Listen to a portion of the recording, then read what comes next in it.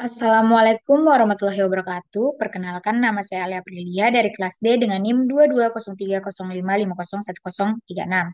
Saya dari Prodi Gizi Fakultas Ilmu Keolahragaan dan Kesehatan Universitas Negeri Makassar. Baik, saya akan menjelaskan tentang 4 fase perawatan pada balita dan 10 tata laksana gizi buruk pada balita. Balita dengan gizi buruk.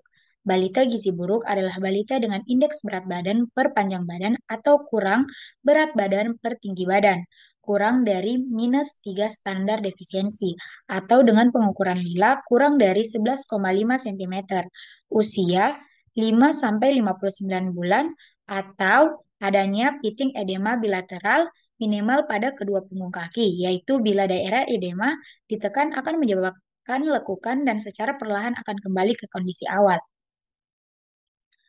4 fase pada perawatan dan pengobatan gizi buruk pada balita.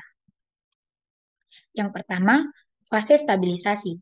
Fase stabilisasi merupakan fase awal perawatan yang umumnya berlangsung 1-2 hari, tetapi dapat berlanjut sampai 1 minggu sesuai kondisi klinis anak. Pemantauan pada fase stabilisasi dilakukan dengan mencatat tanda-tanda vital seperti denyut nadi, frekuensi pernafasan, suhu badan.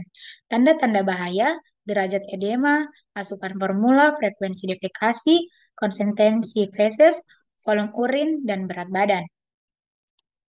Yang kedua, ada fase transisi. Fase transisi adalah masa peralihan dari fase stabilisasi ke fase rehabilitasi dengan tujuan memberi kesempatan tubuh untuk beradaptasi terhadap pemberian energi dan protein yang semakin meningkat. Pemantauan pada fase transisi sama seperti pada fase stabilisasi. Yang ketiga, fase rehabilitasi. Fase ini dapat diberikan di layanan rawat jalan maupun rawat inap. Fase ini adalah fase pemberian makanan untuk tumbuh kejar, pemberian energi sebesar 150-220 kilokalori per kilogram berat badan per hari dalam bentuk F100 atau RUTV. Bertahap ditambah makanan yang sesuai berat badan, umumnya berlangsung selama 2-4 minggu. Kemajuan terapi dinilai dari kenaikan berat badan setelah fase transisi dan mendapat F100 atau RUTV. Yang keempat, fase tidak lanjut. Pada fase ini merupakan lanjutan pemberian makanan untuk tumbuh kejar dengan pemberian makanan keluarga dan pemberian makanan tambahan pemulihan, PMTP. 10 tata laksana gizi buruk pada balita. Yang pertama, mencegah dan mengatasi hipoglikemia. Anak-anak dengan gizi buruk sangat berisiko mengalami hipoglikemia, kadar gula darah rendah.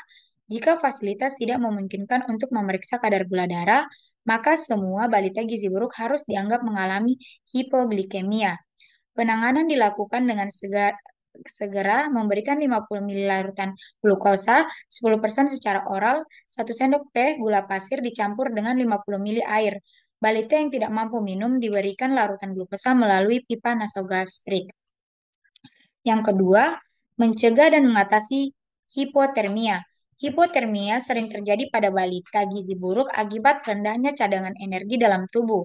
Hipotermia adalah kondisi di mana suhu tubuh turun di bawah 36 derajat Celcius dan dapat memperburuk keadaan balita, terutama jika disertai hipoglikemia.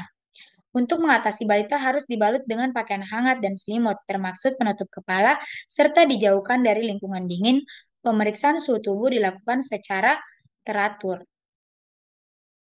Selanjutnya, yang ketiga, mencegah dan mengatasi dehidrasi. Balita dengan gizi buruk seringkali mengalami dehidrasi, terutama jika mereka juga menderita diare. Untuk penanganan dehidrasi, digunakan larutan khusus yang disebut Resomal, yang memiliki kandungan natrium yang lebih rendah dan kalium yang lebih tinggi dibandingkan dengan oralit biasa. Cairan ini diberikan secara bertahap baik melalui oral ataupun pipa nasogastrik jika anak tidak bisa minum. Yang keempat, memperbaiki gangguan keseimbangan elektrolit. Pada balita gizi buruk, sering terjadi gangguan keseimbangan elektrolit, terutama kekurangan kalium dan magnesium. Untuk memperbaiki kondisi ini, diberikan larutan mineral mix yang mengandung kalium, magnesium, dan zinc yang dicampurkan ke dalam makanan atau cairan seperti Resomal atau formula F75 dan F100. Yang kelima, mengobati infeksi. Balita dengan gizi buruk sangat rentan terhadap infeksi karena kekebalan tubuh mereka yang rendah. Gejala infeksi seperti demam mungkin tidak selalu terlihat. Oleh karena itu, semua balita dengan gizi buruk harus dianggap memiliki infeksi dan diberikan antibiotik. Spektrum luas pada balita usia di atas 6 bulan yang belum diimunisasi. Imunisasi campak diberikan sebelum balita keluar dari perawatan. Yang keenam, memperbaiki kekurangan zat gizi mikro, defisiensi vitamin dan mineral hampir selalu terjadi pada balita gizi buruk.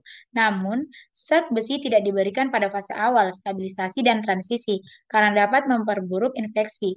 Zat besi baru diberikan ketika anak sudah memasuki fase rehabilitasi.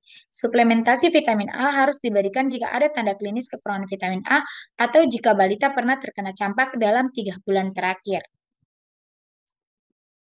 Yang selanjutnya, yang ketujuh, memberi makanan untuk fase stabilisasi dan transisi. Pada fase stabilisasi dan transisi, makanan yang diberikan kepada energi dan protein rendah untuk menghindari beban metabolik yang berlebihan. Pada fase transisi secara bertahap, asupan kalori ditingkatkan agar tubuh balita mulai beradaptasi. Yang kedelapan, memberikan makanan untuk tumbuh kejar. Pada fase rehabilitasi, balita diberikan makanan dengan energi tinggi agar pertumbuhan kejar dapat terjadi. Pemberian makanan dilakukan dengan formula F100 atau RUTF disertai makanan tambahan lain yang padat, energi dan protein. Pemantauan dilakukan untuk melihat kenaikan berat badan yang diharapkan. Selanjutnya, yang kesembilan, memberikan stimulasi untuk tumbuh kembang. Balita dengan gizi buruk seringkali mengalami keterlambatan perkembangan mental dan fisik. Oleh karena itu, sangat penting untuk memberikan stimulasi mental dan emosional yang memadai. Kegiatan bermain, interaksi sosial, dan stimulasi sensorik sangat penting untuk membantu perkembangan anak kembali normal. Keterlibatan keluarga, terutama ibu, sangat penting dalam proses ini.